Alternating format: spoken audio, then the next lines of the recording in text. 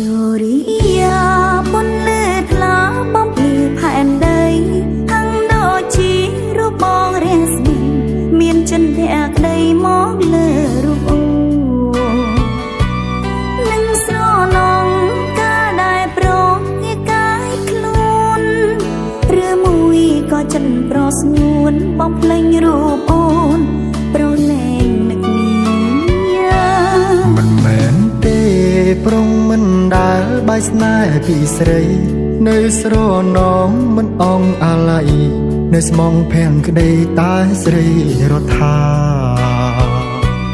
គឺមិនពិតដូចវមិតអូនវាចាបងពិតជាស្មងចិន្តាមិនភ្លេចស្នេហាយើងទេ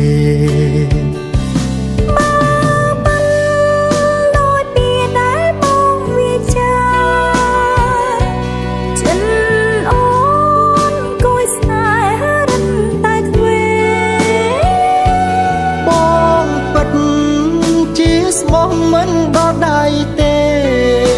ក្នុងរឿងស្នេហ៍កែប្រែចោលមិនបានឡើយណាអូនណា